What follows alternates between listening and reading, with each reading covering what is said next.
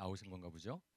예, 어떻게 이렇게 짧은 기간 동안에 그렇게 너무나 확실하게 복음을, 그러니까 믿음을 가지게 되고 또 아주 정말 주님에 대한 갈급한 마음이 있는지 오히려 도전이 됩니다. 나이랑 관계 없는 것 같아요, 그죠? 예. 제가 이제 눈이 다 나와서 처음 섰습니다. 그 전에 예, 눈이 다 나왔어요. 이제 가스가 2주 전에 빠졌고요. 그리고 제가 그 전에는 안경을 썼지 않습니까? 노안이 와가지고선 잘 안 보여서 안경을 쓸 수밖에 없었는데 고치고 났더니 오른쪽이 노안이 사라졌어요. 그래서 오히려 근시나 난시가 좀 와가지고 약간 멀리 있는 것은 약간 좀 다르게 보이고 가까이 있는 것은 이제 안경 안 쓰고 볼 수 있을 만큼 눈이 달라졌습니다. 왼쪽 눈은 원시 그대로 있고 오른쪽 눈은 좀 근시가 돼버린 이상한 경험을 하고 있습니다. 어쨌든 치유해 주신 하나님께 감사를 드리고 무엇보다도 저를 위해서 기도해 주시고 관심을 가져주신 모든 분들께 이 자리를 빌려서 다시 한번 감사를 드립니다. 예, 오늘 제가 나눌 말씀의 제목은 약함의 축복이라는 말씀인데요. 고린도 후서 12장 7절에서 10절까지입니다. 같이 교독하겠습니다. 내가 받은 엄청난 계시들 때문에 사람들이 나를 과대평가하는지는 또 모릅니다. 그러므로 내가 교만하게 되지 못하도록 하나님께서 내 몸에 가시를 주셨습니다. 그것은 사탄의 하수인이라고 할 수 있는데 그곳으로 나를 치셔서 나로 하여금 교만해지지 못하게 하시려는 것이었습니다.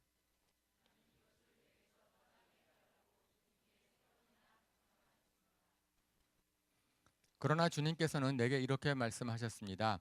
내 은혜가 내게 족하다. 내 능력은 약한 데서 완전하게 된다. 그러므로 그리스도의 능력이 내게 머무르게 하기 위하여 나는 더욱더 기쁜 마음으로 내 약점들을 자랑하려고 합니다. 교육과 궁핍과 박해와 곤란을 겪는 것을 기뻐합니다. 내가 약할 그때에 오히려 내가 강하기 때문입니다. 아멘. 예. 오늘 본문은 제가 이제 망막 박리 수술을 받으면서 또 생각했던 말씀입니다.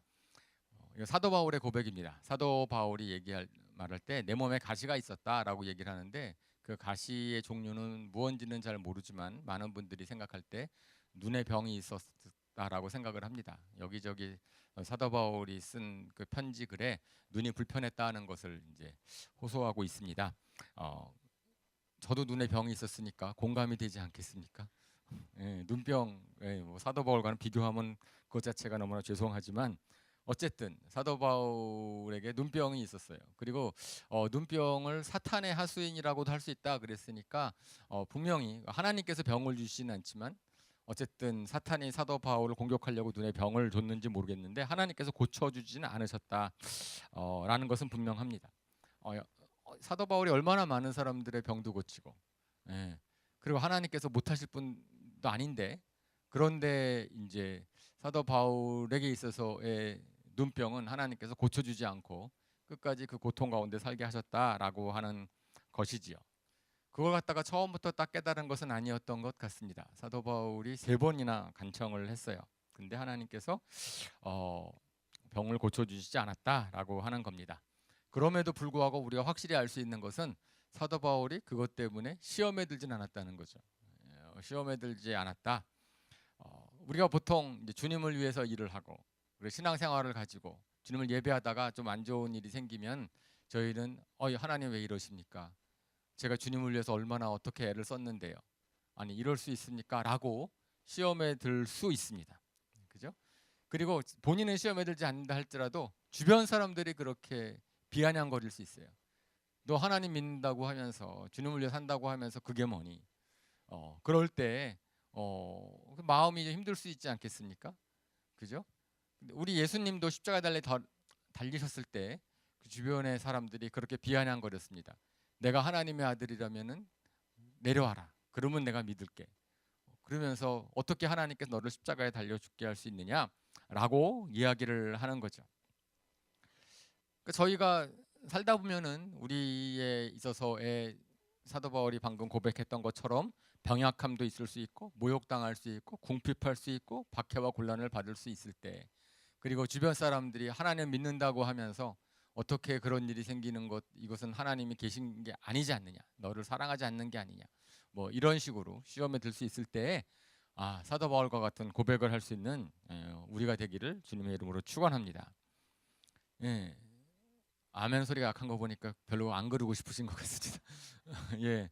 그 사도 바울의 오늘 고백의 말씀을 이제 저도 이게 과거에는 머리로 알았다면 이번에 이제 병이 낫고, 그러니까 병이 걸리고 그다음 낫는 과정들을 통해서 좀 조금이라마 실감을 한 것 같아서 같이 나누기를 원합니다. 분명히 사도 바울이 그런 3번 딱 기도하는데 하나님의 말씀을 딱 알았어요. 깨달았어요. 그러고서 깨달았죠. 여기서는 하나님의 분명히 의도가 있고 뜻이 있다. 하나님이 무관심한 것도 아니고 모르는 것도 아니다 라고 하는 거지요. 그래서 하나님께서 당신의 사람들을 이 땅에 살게 하실 때에는, 그죠? 항상 우리가 바랄 때는 다 좋은 것, 뭐 최선의 것, 우리가 최선을 주시는 하나님, 그러면 뭔가 이게 최선인가? 이제 그렇게 생각할 수 있습니다. 그죠? 그런데 저희가 이제 예수님에 대해서 기록한 이사야서 53장 2절 3절을 보면, 예수님에 대해서 우리 이사야서는 이미 BC 750년 경에 쓰여진 책인데, 거기서 예수님에 대해서 예언하고 있는 책이죠. 너무나 예언이 잘 맞아서 우리가 그것을 통해서 예수님의 역사적인 사실, 예수님이 어떤 분이신지를 더 이제 깨닫게 되는데, 여기에 잘 아시는 말씀이죠. 이것도 교독할게요. 그는 주님 앞에서 마치 연한 순과 같이 마른 땅에서 나온 싹과 같이 자라서 그에게는 고운 모양도 없고 훌륭한 풍채도 없으니 우리가 보기에 흠모할 만한 아름다운 모습이 없다.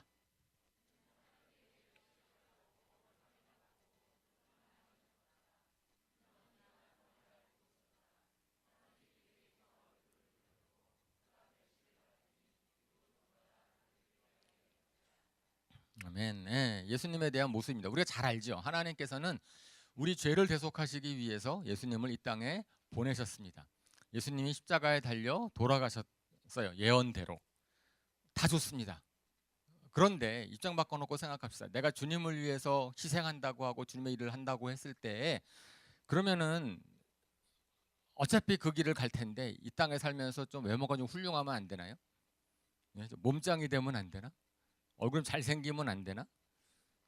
어차피 희생의 길을 갈 텐데, 그런데도 불구하고 여기에서는 고운 모양도 없고 훌륭한 풍채도 없고 병도 앓고 있었대. 저는 그 병이 무엇인지, 성경에는 뭐 예수님이 어떤 병을 앓고 있었는지 나오지 않으니까 정말 저거는 맞았을까? 사실일까? 잘 모를 수 있겠지만, 하지만 분명히 알 수 있는 것은 예수님이 하나님의 뜻을 따라서 하나님의 뜻을 이루기 위해서 걸어가셨지만은, 문제는 꼭 그렇게 하셔야만 되는 수준에까지도 하나님께서는 좀 안 좋은 모습을 갖게 하셨다라는 것을 알고 성경은 기록하고 있습니다. 분명히 하나님의 뜻이 있었겠죠.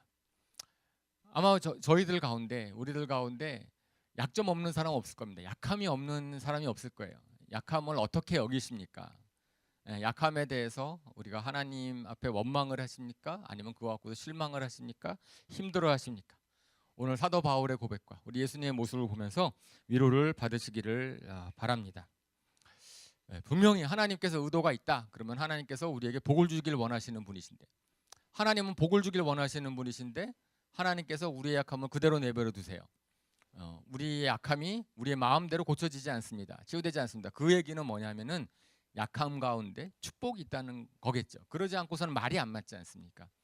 근데 우리는 전부 다 내 약함이 축복이다라고 하는 것을 깨닫지를 잘 못합니다. 그죠? 그런데 아까 저희가 찬양을 했던 약할 때 강함 대신에, 이런 그 고백에 담긴 내용이 무엇일까? 우리가 좀 더 생각해 보았으면 좋겠습니다. 말로만이 아니라 약한 것이 축복이래. 성경에서 이렇게 얘기하니까 그렇게 믿어야지 뭐. 그런데도 불구하고 내 마음 속에서는 결코 약함이 축복으로 여겨지지 않습니다. 고통이나 병약함이나 이런 것들이 절대 축복이라고 여겨지지 않아요. 근데 말로는 약함이 축복이라고 하는 것은, 이것은 좀 말이 안 맞지 않습니까? 우리가 그것을 갖다가 좀 정직하게 고백을 하려면 좀 약함이 축복이구나라는 것을 깨달아야 될 터인데요. 그죠? 그래서 이 약함의 축복은 세상적인 관점에서의 축복은 물론 아닙니다. 그죠? 세상 사람들이 정말 피하고 싶어하고 우리가 축복이라고 얘기하는 것을 세상 사람들이 아무 동감하지 못하지 않습니까? 이제 그렇다 그러면 그건 축복이 아니겠죠. 하지만 여기서는 분명히 우리가 돈으로 살 수 없는, 이 세상에서 얻을 수 없는 영적인 축복이 있기 때문에 저는 그것을 우리가 확신하는 그런 시간 되기를 바랍니다. 네. 생각해봤어요. 저도 약한 것이 축복이다라는 본문의 말씀을 통해서 뭐가 축복일까? 어떤 것이 축복이라고 여겨집니까? 하나님께서 사도 바울에게 기도할 때 그래 막 기도해서 고쳐주십시오 막 그랬는데 하나님께서 아니다 그냥 내버려 둘 것이다 라고 하시면서 주신 처음의 말씀이 뭐예요? 내 은혜가 내게 족하다라는 겁니다. 은혜가 족함을 깨달아라 라는 것입니다. 그죠? 하나님께서는 정말 우리가 하나님의 은혜가 얼마나 큰지를 깨닫기를 원하신다라는 것이죠.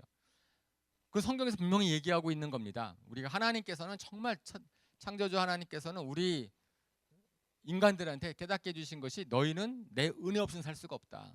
내 은혜가 얼마나 너희를 향한 은혜가 큰지를 너희가 좀 깨달았으면 좋겠다 라는 것을 이렇게 말씀하시고 저렇게 말씀을 하시는데 저희는 좀 둔해서 그것을 깨닫지를 잘 못합니다. 아니 성경에서 말씀을 하니까 내가 믿고는 싶은데 큰지를 몰라요. 여러분 크다라는 것은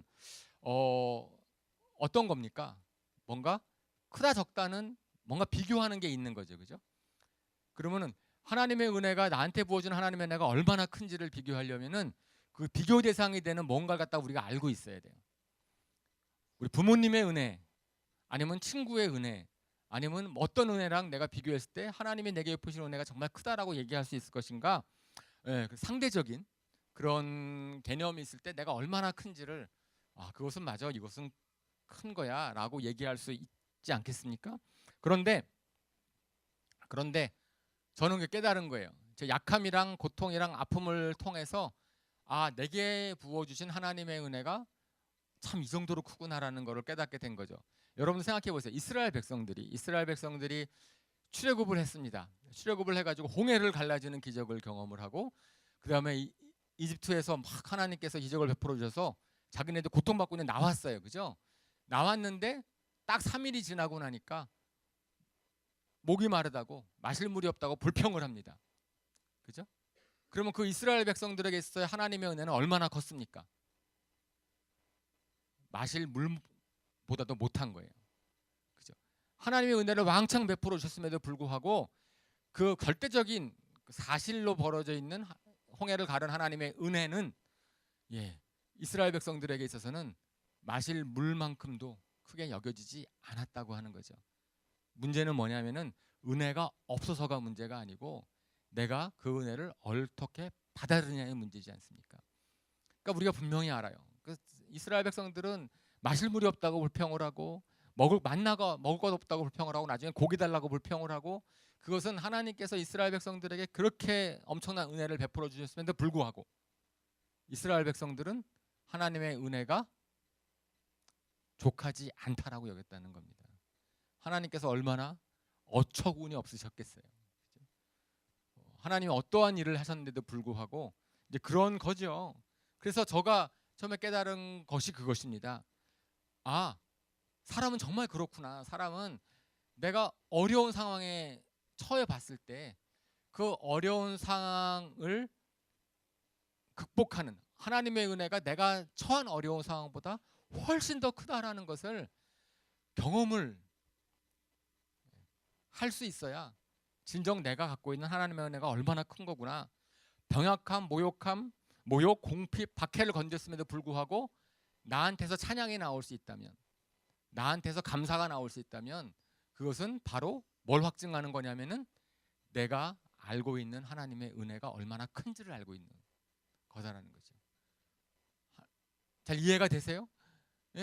저는 제가 딱 눈이 감사했던 것은 뭐냐면은 제가 눈이 다쳤는데 망막 수술을 받았는데 그리고 그 과정 가운데서 많은 의사 선생님들이나 주변 사람들이 염려도 하고 그렇게 하는데도 불구하고 실질적으로 저한테 불평하는 마음이 전혀 들질 않았어요. 별로 걱정이 잘 안 됐습니다. 제가 그것은 지난번 10월 달에 이곳에 와서 말씀을 전했을 때도 잠깐 나눈 간증이기도 합니다. 원망이 들지 않았다는 것 자체가 저는 감사했어요. 예. 심지어 이것이 최악의 경우에 제가 눈이 정말 잘못된다 할지라도 저한테 있어서는 이것은 결코 뭐 저한테 시험거리가 되진 않겠구나, 원망거리가 되지 않는다라는 것. 왜? 이미 저에게 있어서는 하나님이 주신 소망이 있기 때문에, 영생에 대한 소망이 있기 때문에. 이 땅에 사는 것 어차피 일시적인 것이고 나한테 있어서는 영원한 천국이 있는데, 그런 것이 있을 터인데 내가 이것 갖고선 그걸 하나님을 원망하고 불평하는 것, 야, 이건 가당치도 않다. 제가 테니스를 좋아하니까 테니스는 못 치게 되겠죠. 뭐 근데 뭐 그거 대수입니까? 어쩔 수 없죠 뭐. 이렇게 담대한 마음이 생기는 거잖아요. 그러니까 너무나 감사하더라고요. 사람은 어려움이 닥쳤을 때 그제서 비로소 하나님의 내게 부르시는 은혜가 얼마나 큰 건지, 내가 그것을 이길 만한 능력을, 은혜를 갖고 있는 건지, 아니면 만약에 그렇지 못하다고 한다면, 그죠? 우리는 혹시 하나님이 나에게 해주신, 나에게 베푸신 은혜가를 잘 모르는 것이 아닌가 생각하게 되는 거죠. 예, 저가 약해 있을 때 저를 살게 만드는, 사실은 생각해 보니까요, 우리 믿는 사람으로서 세상을 살게 만드는 힘이 무엇일까? 그죠? 그건 하나님의 은혜더라고요. 은혜 가운데 있는 소망이고, 사실 내가 소망이 없다면, 우리 믿는 사람들이 소망을 산다면 안 믿는 사람보다 뭐가 낫겠습니까? 그것은 제가 지난번에도 한번 말씀을 드린 거죠. 그러니까 첫 번째 제가 그것을 확 깨달았어요. 고난은, 나의 약함은 하나님의 은혜를 내게 머물게 하는, 머물게 하는. 왜냐하면은 내가 하루는 기분이 좀 업돼가지고, 찬양할 수 있는데, 시간이 지나면, 일주일 지나고 한 달이 지나면 짜증이 날 수 있거든요. 그죠? 내가 하루는 뭐 분위기 타라서 그럴 수 있는데, 그렇기 때문에 나의 약함이라고 하는 것은 어떻게 하는 거예요? 은혜를 머물게 하는, 하나님의 족한 은혜가 내게 머물게 하는 그러한 통로가 된다라는 것을 제가 개인적으로 체험을 했습니다. 그래서 참 감사하더라고요. 첫 번째 축복입니다. 두 번째 축복이 있는데요. 근데 저는 이제 하나님의 은혜였잖아요. 두 번째 축복은 사람들에게도 제가 많은 은혜를 주고 있더라고요. 사람들의 은혜, 주변 사람들의 도움. 사실은 사람들은 좀 어떤 면에서 굉장히 이기적이고 자기 마음대로 살고 그렇지만, 하나님이 형상이 사람들 갖고 있기 때문에요, 주변에 아주 어려운 사람들, 도움을 필요로 하는 사람들 보면 긍휼의 마음을 품습니다. 그러니까 제가 아픈 과정 중에서 저를 굉장히 많이 주변 사람 염려해주고 도와줬어요. 배려해줬어요. 저랑 어떤 길을 갈 때는 계단 내려가는 거 힘들까봐 빙글빙글 돌아가는 거를 마다하지 않았고, 주변에 있는 뭐 직원분들이나 같이 일했던 분들이, 그리고 뭐 굉장히 저한테 관심을 많이 보여줬습니다. 그러고 나니까 제가 감사할 게 많아지더라고요. 제가 몇 년 전부터 감사일지를 쓰고 있습니다. 감사하는 마음, 감사가 얼마나 사람들의 삶을 갖다가 아주 풍족하게 만드는지. 우리가 지난 11월 달에 이제 추수감사주일 했잖아요. 그래서 하나님께서는 너희가 감사하는 사람이 되라, 범사에 감사하라, 이렇게 말씀을 하시는데, 정말 그 감사라고 잘 알고 있는데 범사에 감사하기 쉽지 않습니다. 제가 이제 평상시에 건강할 때는요, 감사하라 그러면은 감사할 게 참 쉽지 않아요. 그래서 그냥 날씨가 맑으니까 감사하고, 하나님이 항상 건강해 주니까 감사하고, 그러니까 좀 뭔가 노상하는 늘상적인 감사가 많았는데, 제가 몸이 약간 불편하고 나니까 감사할 사람들이 너무나 많습니다. 주변에서 저를 배려해 주는 사람들의 마음이 보이기 시작을 했어요. 그러니까 올해 감사일지에 쓸 일이 참 많아지더라고요. 그래서 깨닫게 되는 겁니다. 결국은 사람은 하나님께서 우리를 창조하셨을 때 서로 도우며 서로 배려하며 서로 사랑하며 살도록 창조하셨는데, 사람들은 거기에 초점 맞추지 않고 내가 이 세상에서 뭔가를 해낼까, 그 다음에 나는 내 욕심대로 살려고 하다 보니까, 그러니까 가장 중요한 그런 사랑과 감사를 잊어버리고 살았다라는 것을 깨달은 거지요. 사실 성경에서는 서로 사랑해라, 그러면 너희가 내 제자인 줄 알게 될 것이다 라고 하는 것. 근데 보니까요, 사람들이 저희가 약하게 되니까 관심을 많이 가지시더라고요. 근데 반대로 문제가 뭐였겠어요? 예. 제가 그만큼 사람들 관심을 안 가진 게 문제일 수 있겠다는 생각이 들었어요. 분명히 제 약점은 눈이 아픈 것은 눈에 드러났어요. 눈에 드러나고 나니까 그것을 배려한 겁니다. 사람들이. 그런데 아마 사람들이 약점 없는 사람 없잖아요. 근데 제가 얼마나 그런 사람들의 약점을 갖다가 배려하는지. 예. 제가 만약에 그들의 약점들을 배려했다면 분명히 그분들은 감사하는 마음을 가졌을 터인데, 그죠? 근데 저희는 그렇지 않고, 그죠? 오히려 남의 약점을 갖다가 배려하기는커녕, 예, 그것을 갖다가 이용하려고 하고 흉보려고 하는 게 훨씬 많잖아요. 근데 제가 약점이 눈에 드러나고 나니까 사람들이 거기서 긍휼의 마음을 가지고 도와주니까, 예, 제가 굉장히 감사해지더라고요. 이게 결국은 서로 사랑하라, 그리고 서로 이렇게 은혜를 베풀려고 하는 거, 예, 그것이 제가 약해 보고 제가 도움을 받아 보니까 그 필요성을 더 알겠더라 이 말이죠. 그 배려를 받는 것이 얼마나 감사한지요. 제가 지난 10월 달에 눈이 닿지 않은 상태에서 이제 국제학술대회 행사를 큰 거 하나를 개최했습니다. 사실은 좀 이제 일이 많아가지고 신경 쓸 게 되게 많았는데, 정말 저가 힘들었던 게 뭐냐면은, 예, 좀, 예, 저를 배려하지 않고 아니면은 다른 사람을 배려하지 않고 이기적으로 행동했던 주변 사람들이 저를 힘들게 했어요. 제가 아예 기대를 하지 않았으면 괜찮을 텐데, 저 사람은 저 일을 해줘야 되는데 왜 일을 안 하지? 그러면 제가 또 그걸 해야 되고, 차라리 그 사람이 그 일을 안 할 것을 기대를 했다면 제가 처음부터 했을 거예요. 그런데 그렇지 않고 있으니까 제가 막 시험에 드는 거예요. 이렇게 좀 너무하다. 우리 딸애가 요새 괜히 힘들어합니다. 간호사잖아요. 요새 신문에 많이 나죠, 뉴스에. 간호사가 얼마나 어렵게 살고 있는지. 예, 근데 최근에 좀 더 어려운 것 같아요. 병원 생활이 막 어려워서 처우와 환경이 너무나 좋지 않고, 특별히 이제 우리 딸애가 다니고 있는 병원이 또 노숙자분들이 많이 오는 병원이기 때문에 아주 좀 힘든 게 있는데, 그런데 우리 딸애가 와서 힘들다고 불평하는 것 중에서, 예, 첫 번째가 뭐냐 하면은 일 자체가 아닙니다. 일 자체가 아니고, 예, 주변 사람들이죠. 같이 일하는 사람들. 얼마나 이기적인지, 얼마나 배려를 안 하는지, 얼마나 자신을 갖다가 이제 이용하려고 하는지. 그런 것 때문에 상처를 일 자체도 힘들지만 그것보다 훨씬 더 상처를 받는 것은 사람들이 서로 배려하지 않고, 예, 이해해 주려고 하지 아니하고 그냥 자기의 유익을 먼저 채우려고 하고 이렇게 하는 모습들이잖아요. 그렇죠. 세상 사람들이 이렇게 배려하고 이해하고 하는 거 그거 잘 못합니다. 잘 안 합니다. 근데 제가 약하고 나서 제가 그런 배려를 많이 받았어요. 많이 받고 나니까 이게 얼마나 귀한 것인지, 정말 이래야 된다라는 것을 갖다가 깨닫는 거지요. 실적으로 이 과정을 통해서 저희 영적인 가족, 육적인 가족 저희한테 너무나 많이 이제 배려를 해줘서, 예, 정말 감사드립니다.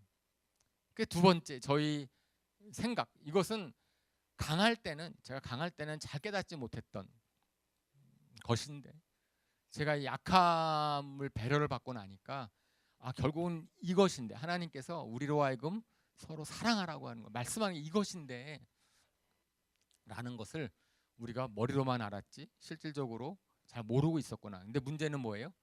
제가 하면 되더라고요. 이거는 내가 배려가 없는 것이 문제예요. 내가 먼저 해야 되는 것, 그걸 깨달았습니다. 예, 그 다음에, 예, 세 번째 또 축복이 있어요.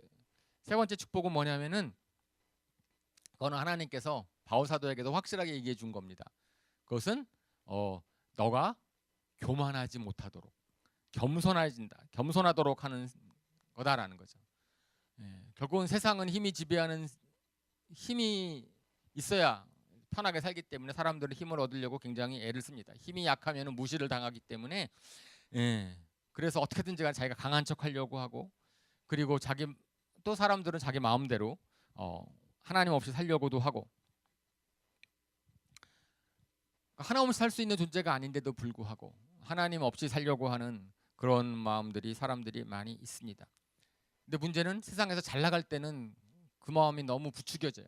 사람들이 잘 나갈 때는 너무 교만합니다. 하나님 필요 없이 잘 살 수 있을 것 같지 않습니까? 그러다가 감기라도 걸리게 되면은 힘들잖아요. 그리고 자기 약함을 깨닫게 되는 것이 바로 우리 모습이죠. 사실은 자신 있는 부분에서 한번 확 깨져야 정신을 확 차림. 자신 있는 부분은 딱 깨져야. 그래서 하나님께서 딱 낮추시는 것이 축복입니다. 그럴 때는, 겸손할 때는. 제가 운동신경이 꽤 있다고 저는 생각을 해서 별로 문제 그런 자신 있어 하는 것이 있었습니다. 차를 미국에서 차를 사고 나서 1년 동안 아주 운전을 잘하고, 그래서 나는 정말 사고 안 나겠구나 그러는 순간에 제 실수로 운동사고를 크게 냈죠. 비보호 좌회전에서 앞에 시선 전방 주시를 잘 안 하다가 정면 충돌을 제가 일으켰습니다. 저는 비보호 좌회전했고 앞에서 오는 차가 딱 했고, 그래서 그것이 저를 겸손케 했어요. 저는 지금 운전을 잘하는데 그래도 교차로를 지나갈 때는 굉장히 조심합니다. 언제 어떻게 무슨 일을 할지 모르잖아요. 근데 제가 우리 아들이랑 딸이 운전하는 거 보면 막 불안해요. 교차로를 저보다 훨씬 더 잘 지나갑니다. 근데 저는 제발 그러지 말아라. 운전이 아무리 익숙해지고 한 달 1년 이상 했어도 교차로 지나갈 때 조심해야 된다.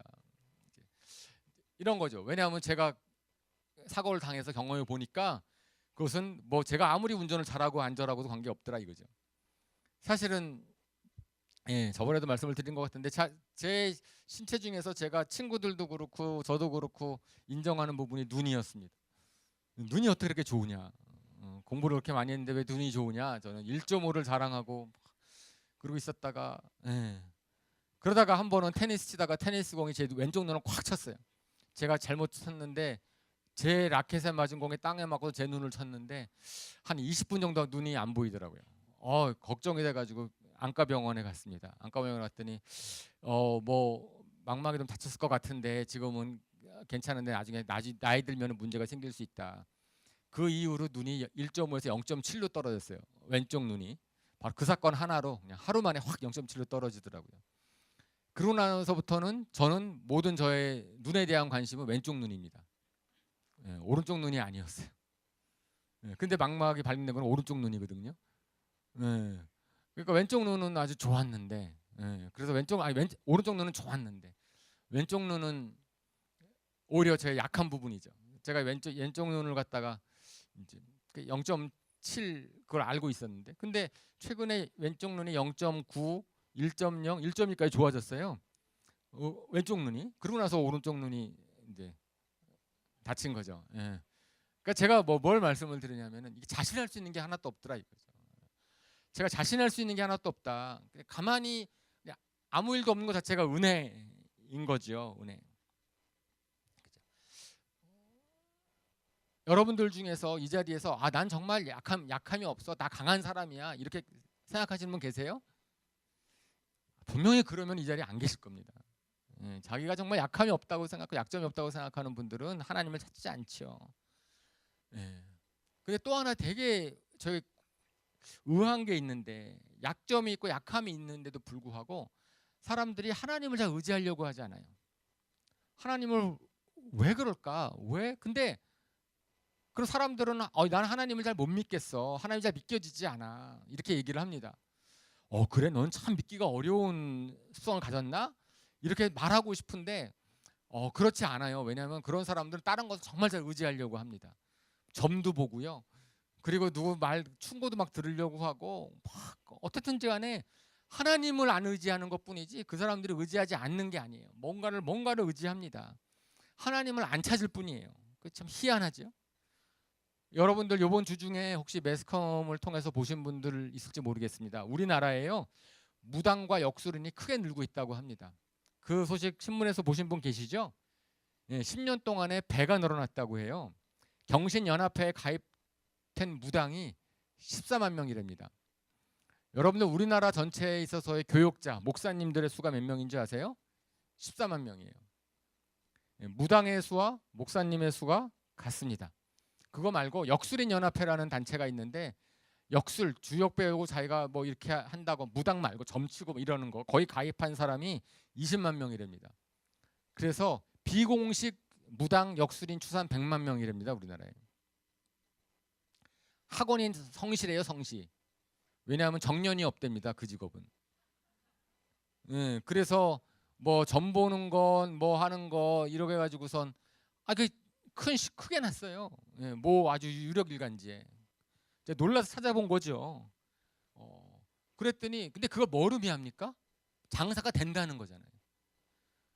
아니 그 사람이 많은 것도 나는 몇십만 명 뭐 전 믿기지가 않아요. 어떻게 그렇게 3, 40만 명에 대한 무당과 역술인이 있을까? 근데 문제는 그것을 직업으로 찾는다는 거거든요. 그러면 그것은 뭐예요? 그만큼 손님이 있다는 거예요. 그만큼 그것을 의지하러 오는 사람들이 있다니까요. 교회에 오는 사람들은 그렇게 늘어나지 않는데, 그죠? 약점이 없는 게 아닌데 사람들은 자기의 인생에 있어서 뭔가 도움이 필요한데 그 도움을 어디서 찾으려고 하는 거예요? 하나님이 아닌 그냥 기필코 다른 데서 찾으려고 하는 그 습성이 뭔지를 모르니까 그래서 성경은 얘기합니다. 겸손케 되는 것 영적인 문제라는 거예요. 하나님을 찾는 것 영적인 문제라는 겁니다. 이것은 사탄이 사람들을 미혹을 해. 성경에 설명하는 거예요. 사탄이 사람들을 미혹을 해서 하나님을 의지하는 것을 갖다가 싫어하게 만드는 거예요. 그러니까 오히려 뭐죠? 하나님 교회 찾고 뭐 그러는 것은 좀 못나 보이게 만드는 이상한. 그렇죠? 그리고 오히려 역술인 찾고 뭐 하고 하는 것 그런 것들은 그걸 왜 어떻게 괜찮다고 여기는지, 그것을 왜 못나 보이지 않다고 여기는지 참 이해가 잘 안 갑니다. 성경은 그렇게 얘기를 합니다. 의지하지 않는, 하나님을 의지하지 않는, 내가 의지하는 다른 모든 것들은 뭐예요? 우상이라는 거예요. 사람들은 근데 왜 우상을 의지하는 걸 좋아할까요?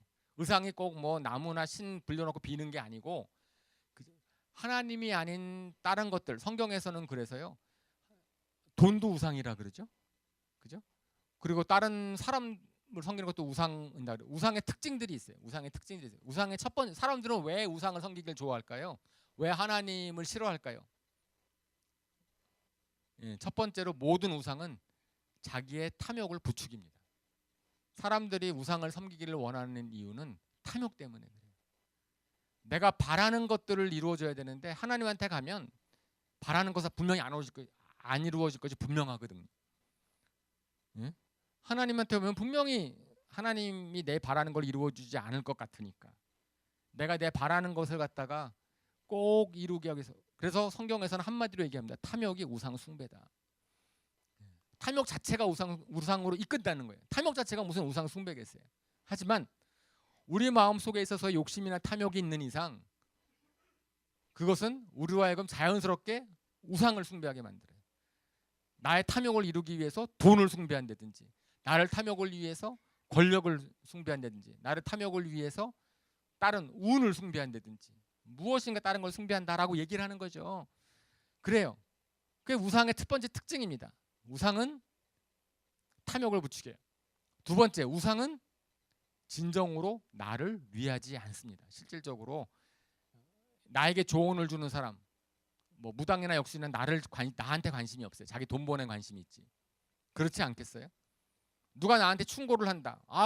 내 젊은 대학생들한테 이런 얘기를 많이 하는데, 대학생들이요 가장 말을 잘 듣는 사람이 선배잖아요. 교수님 말 하나도 안 들으면서. 선배가 우상이에요. 근데 선배는 절대로 자기를 책임져 주지 않거든요. 교수는 그래도 관심 있어서 책임져 주려고 애를 쓰기도 하는데 그렇지 않잖아요. 그러니까 우상의 두 번째 특징은 절대로 나를 책임져 줄 수 없어요. 책임질 마음조차 없어요. 우상은. 세 번째로 우상은 능력이 없죠. 그렇게 할 수 있는 능력이 없습니다. 그러니까 우상의 허무함을 깨닫고 자기 약함이 있고, 자기 약함이 있을 때, 그리고 내가 지금까지 의지해왔던 것들이 다 잘못되었다라는 것을 깨달았을 때 사람들은 비로소 낮춰집니다. 겸손해지죠. 그래서 많은 사람들이 정말 갈 데 없어서 지푸라기 잡는 심정이 되었을 때, 그럴 때 교회로 나오는 분들이 계시잖아요. 그래도 감사한 일입니다. 하나님께서 낮추실 때 낮아지는 게 지혜로운 거예요. 하나님께서 약함을 주셨을 때 그때 정말 내가 어쩔 수 없이 이렇게 약한 존재니까 정말 나는 주님밖에 의지할 수 없습니다라고 하는 것이 그것이 지혜로운 거죠. 그렇게 낮아지면 하나님께서 많은 축복을 약속하셨습니다. 이사야서 57장 15절 한번 읽어볼까요? 시작. 지극히 높으신 분, 영원히 살아계시며 거룩한 이름을 가지신 분께서 이렇게 말씀하신다. 내가 비록 높고 거룩한 곳에 있으나 겸손한 사람과도 함께 있고 잘못을 뉘우치고 회개하는 사람과도 함께 있다. 겸손한 사람과 함께 있으면서 그들에게 용기를 북돋우어주고 회개하는 사람과 함께 있으면서 그들의 상한 마음을 아물게 하여준다. 용기가 필요하십니까? 상처의 회복이 필요하십니까? 그러면 주님이 함께 계셔야 되죠. 주님이 함께 하시기 위하면은 낮아지면, 겸손하게 있으면 하나님께 약속하신 말씀이다. 야고보서 4장 6절 같이 읽어볼까요? 시작. 그러나 하나님께서는 더 큰 은혜를 주십니다. 그러므로 성경에 이르기를 하나님께서는 교만한 자들을 물리치시고 겸손한 사람들에게 은혜를 주신다 하고 말합니다. 겸손의 시작이라는 거예요. 겸손하게 되면 그 다음부터는 하나님이 주시는 은혜를 받을 수 있는 그런 길이 열리는 거죠. 마음이 열리는 거죠. 우리가 하나님을 찾지 않으면 하나님 가까이 할 수 없는데, 그죠? 그래서 몸이 약해지면 주님께로 나오게 되는 그런 것 자체가 얼마나 큰 은혜인지를 우리가 깨달을 수 있습니다. 본문을 통해서 한 가지 우리가 또 생각해 볼 게 있어요. 사도 바울이 하나님께서 말씀하시는 겁니다. 하나님께서 누구에게 말씀하신 거라고요? 사도 바울이 어떤 사람입니까? 사도 바울이 어떤 사람이죠? 신앙에 있어서는 비교할 수가 없습니다. 우리 누구랑도 비교할 수가 없는 그런 사도 바울. 하나님과 교제가 있고 하나님과의 교통이 있고 온갖 은사가 있고 뛰어난 분인데도 불구하고 하나님이 사도 바울을 어떻게 보셨다고요? 교만할 수 있는 존재로 보셨다고요. 하나님이 사도 바울을 볼 때 내가 너에 대해서 염려하는 게 있는데 너가 교만해질 것을 염려한다. 신앙이 좋다고 교만해지지 않나요? 신앙 연륜 많다고 주님의 일을 많이 했다고 교육자라고 교만해지지 않나요? 그렇지 않다라는 것을 알죠. 고린도전서 9장 27절에 사도 바울이 이렇게 고백을 합니다. 읽어볼까요? 시작. 나는 내 몸을 쳐서 굴복시킵니다. 그것은 내가 남에게 복음을 전하고 나서 도리어 나 스스로는 버림을 받는 가련한 신세가 되지 아니하려는 것입니다. 버림받는다는 것은 구원을 받지 못한다는 얘기는 아니고요. 여기에서의 버림이라고 하는 것은 이제 원어적으로 보면은 상을 받지 못한다. disqualified. 그러니까 세상에서 일은 열심히 했는데 하나님보다 칭찬 하나도 못 받는 것, 그런 것에 대해서 자기가 항상 깨어 있다는 겁니다. 교만해지지 않도록 자고하지 않는. 그러니까 우리는 어떻게 했어요? 저는 어떻게 했어요? 건강하면 너무나 잘 나가면은 우리는 너무나 교만해지기 쉬워요. 믿는 사람도 마찬가지로. 하나님께서 그 믿음의 사람에게 그래서 약함을 계속 간직하게 하시면서 낮추신다라는 거예요. 낮추신다. 사실은 우리가 겸손해지면은요 굉장히 강해집니다. 왜요? 어떤 면에서 강해져요? 우리가 약해지면은 강해져요. 역설 같지만 어떤 면에서 강해지냐면은 사탄이 우리를 공격하지 못합니다. 우리 겸손해지면.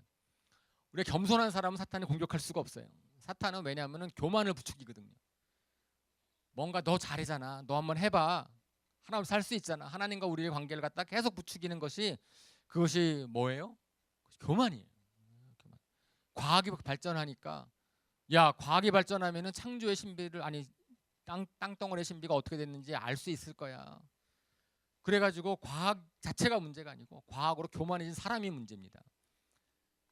그렇기 때문에 이 창조를 갖다가 그거로 부인하려고 전혀 다른 문제인데 그걸 부인하려고 막 애를 쓰죠. 겸손한 자는 그런 유혹에 넘어가지 않습니다. 사탄은 교만한 겸손한 자를 갖다가 건드릴 수가 없어요. 공격을 당하지 않으니까 그렇죠. 그리고 겸손한 자는 하나님을 의지합니다. 그러면 하나님이 도우세요. 하나님이 도우시기 때문에 강해지는 거죠. 내가 나 스스로가 강해지는 것이 아니라 하나님의 도움 때문에 강해지는 겁니다. 그렇습니다. 이렇게 겸손도 축복이고요. 은혜를 깨닫는 것도 축복이고, 서로 사람들과의 관계, 소중함을 깨닫는 것도 축복이고, 우리가 약함으로 말미암아서 얻는 영적인 축복들이 참 많이 있는데, 그런데 제가 이제 또 하나 또 깨달은 게 있는데요. 그것은 지체에 대한 겁니다. 지체, 약한 지체. 우리가 이제 지체를 할 때는 좀 교회로 이제 먼저 비유를 하죠. 고린도전서 12장 23절에서 26절, 이거는 지체에 대한 건데, 이거는 교회 공동체를 얘기하면서 우리 인간의 몸의 지체를 얘기하는 겁니다. 이제 그 장면인데, 그리고 우리가 덜 명예스러운 것으로 여기는 지체들에게 더욱 풍성한 명예를 덧입히고 볼품없는 지체들을 더욱 더 아름답게 꾸며줍니다.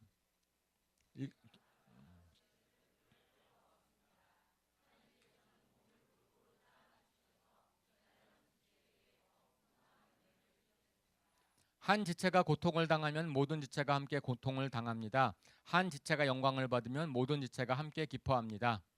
여러분은 그리스도의 몸이요 따로따로는 지체들입니다. 25절에 한 지체가 고통을 당하면 모든 지체가 함께 고통을 당합니다. 한 지체가 영광을 받으면 모든 지체가 함께 기뻐합니다. 예, 이거 저번에 말씀드렸지만은 제가 이것을 정말 실감을 했지 않습니까? 실감을, 눈이 아파서 처음 일주일 동안 고개만 숙이고 있으라 그러고 엎드려 자라 그러니까 제가 허리가 아프고 목이 아프고 제 모든 지체가 고통을 다 받았습니다. 그래서 어떡하냐 그랬더니 몸살나도 어쩔 수 없다 그러더라고요. 눈이 낫기 위해서는 모든 지체가 고통을 받는 게 당연하다. 그렇다고 제가 저 불편하다고 눈을 빼버릴 수는 없지 않습니까? 그러니까 어떻게 돼요? 눈을 배려하는 거죠. 모든 지체가 눈을 배려합니다. 제가 눈이 불편하니까 굉장히 조심스럽게 걷게 되더라고요. 혹시나 넘어질까 다칠까. 제가 원래 빨리빨리 움직이는 사람입니다. 저는 잘 걸어다니지도 못하고 그냥 막 몸을 바쁘게 움직이는데, 예, 길에서 시간 낭비하는 게 아까워가지고선 막 그러는데 눈이 아프고 나니까 아주 천천히 걸었어요. 살 수 있더라고요. 사라지더라고요. 돌아가도 아무 문제 안 생기더라고요. 몸이 느려지니까요. 예, 말도 천천히 하게 되더라고요. 희한하죠? 예, 제가 지금 말이 약간 빠르지 않습니까? 예, 성미가 좀 급하고 말이 빠르고 뭐 막 이래서 제가 그러는 게 몸에 지금 다시 회복돼서 그래요. 회복돼가지고 막 그러니까 막 말이 빨라지고 막 그래. 근데 이제 막 눈을 표현할 때는 천천히 걷게 되고 그리고 말도 천천히 하게 되고 막 그렇게 되는데 살만하더라고요. 예. 그래서 깨달아지는 게 있습니다.